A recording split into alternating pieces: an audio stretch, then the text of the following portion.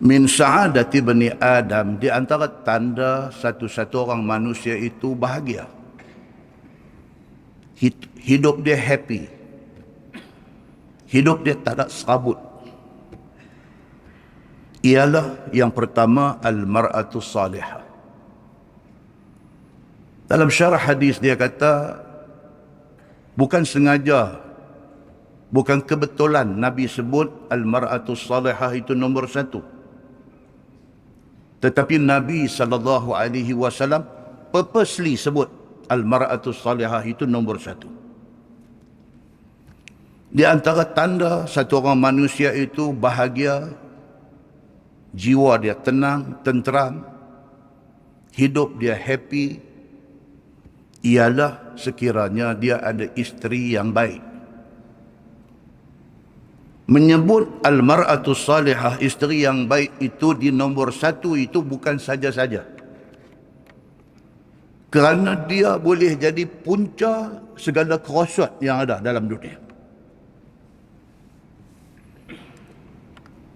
Yang dikatakan al-mar'atu salihah, isteri yang baik itu apa dia? Dalam syarah hadis dia kata yang pertama, tengok pun rasa syok dah. Tengok pun rasa tenang dah. Dia ada satu isteri di rumah yang dia pergi kerja, dia balik kerja penat. Tengok muka bini itu hilang penat.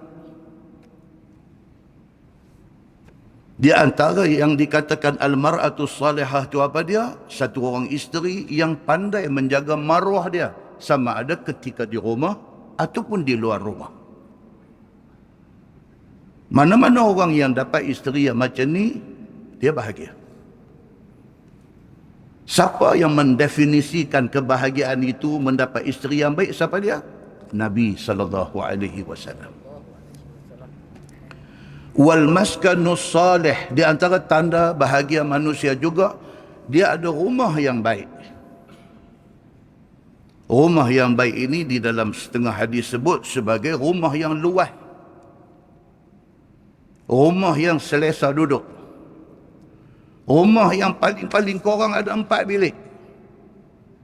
Mak ayah 1 bilik, anak laki-laki 1 bilik, anak perempuan 1 bilik, dan ada 1 bilik tetamu. Dan paling-paling tidak ada 3 bilik. Mak ayah 1, anak laki-laki 1, anak perempuan 1. Kurang daripada 3 bilik mengundang masalah. Beberapa tahun dulu, polis Pulau Pinang pergi buat operasi dekat Dewan Seri Pinang punya kawasan tepi laut tu, Padang Kota.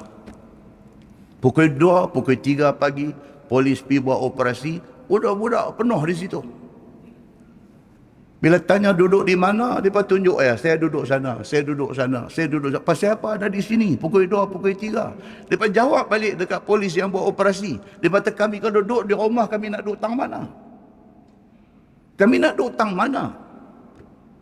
Bilik pun tak ada. Mak dengan ayah 1 bilik, kakak dengan adik perempuan 1 bilik. Kami nak duduk tang mana? Rupa-rupanya Islam sudah bagi tahu melalui hadis Nabi SAW, perlu di rumah ini ada privasi. Perlu di rumah ini ada anak laki-laki ada kawasan dia, anak perempuan ada kawasan dia, supaya tidak timbul masalah di kemudian hari. Maka Nabi SAW kata di antara tanda bahagia satu orang manusia itu ada rumah yang baik. Rumah yang baik adalah rumah yang luas dan mempunyai ruang yang cukup untuk penghuni dia duduk. Yang ketiga di antara tanda bagus kehidupan satu orang manusia itu ialah wal markabus salih, ada kenderaan yang baik. Muslimin dan muslimat yang dirahmati Allah sekalian, kenderaan yang baik bukan kenderaan mahal, tetapi kenderaan yang tidak beri masalah kepada tuan punya dia.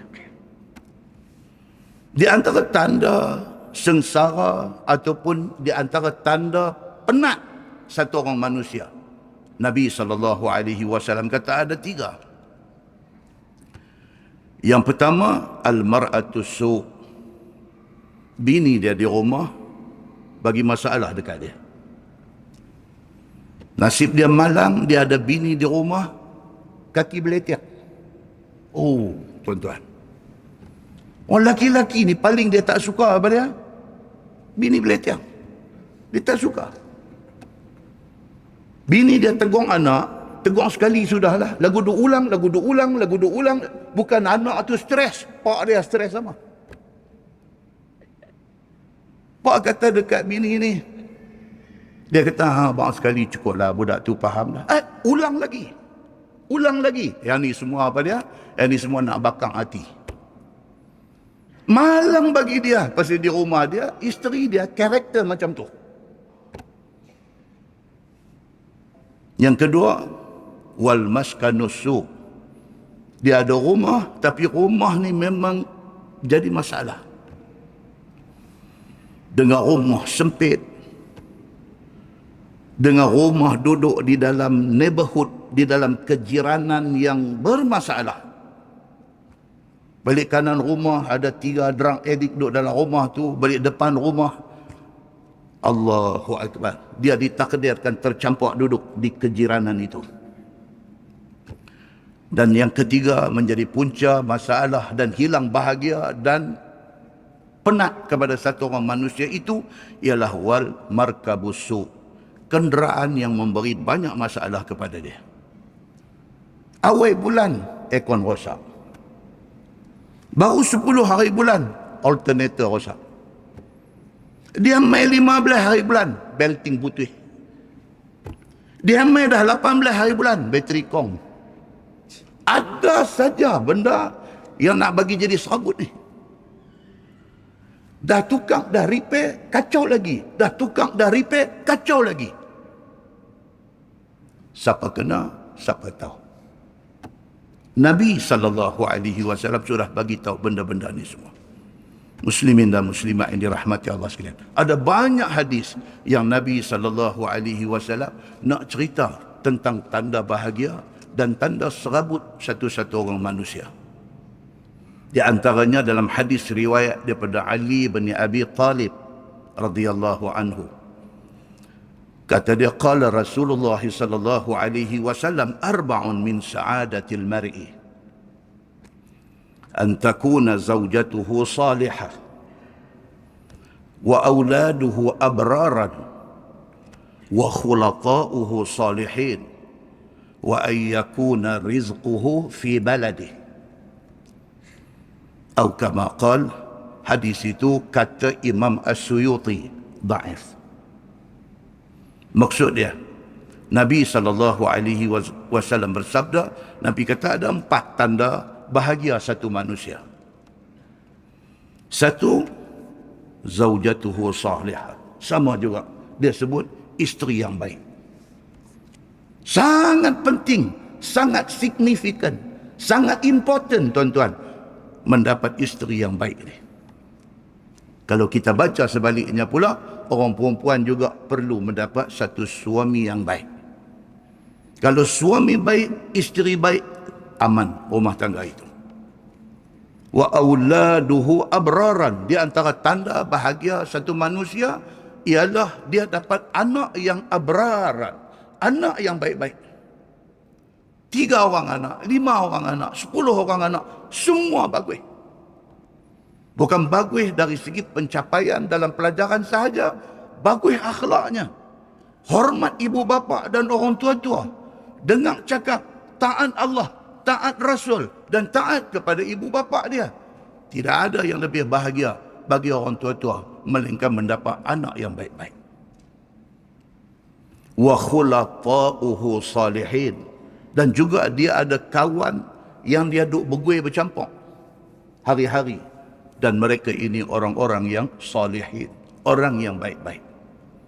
Dia berkawan dengan orang yang baik-baik, orang yang tidak bawa dia ke jurang neraka.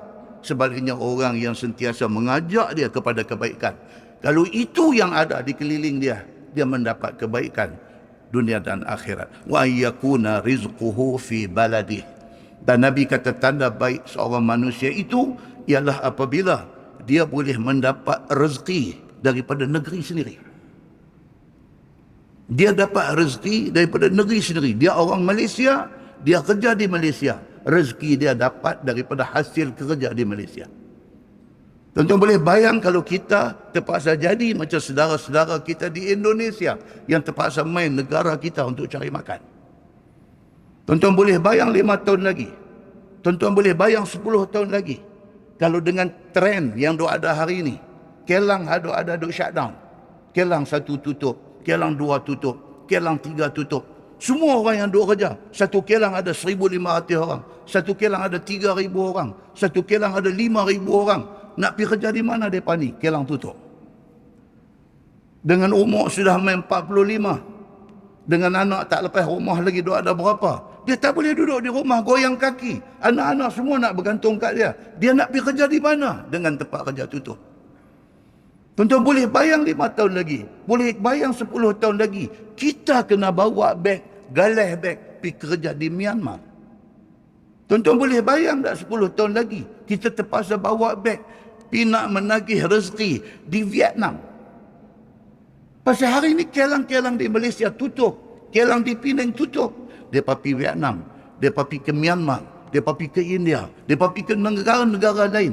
Pasal apa? Pasal kita sudah tidak memberi satu suasana yang kondusif kepada mereka untuk buka kelang di sini.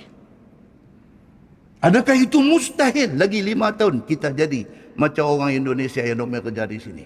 Mustahilkah 10 tahun lagi kita akan jadi macam Rohingya yang duk mai cari makan di sini? Kita mungkin kata kita tak apa dah. Kita duduk dalam comfort zone. Dalam zone yang selesa. Tonton tengok anak-anak kita di rumah. Berapa orang anak kita ada? Kalau anak-anak kita semua dah ada kerja, dah nampak comfortable. Tonton tengok cucu kita. Ini semua generasi yang kena cari makan untuk nak kerja. Untuk nak menyambung kelangsungan hidup. Kalau sekiranya keadaan dan trend yang ada hari ini berterusan, apa akan jadi kepada masa depan generasi anak cucu kita yang akan datang? Muslimin dan muslimat yang dirahmati Allah sekalian.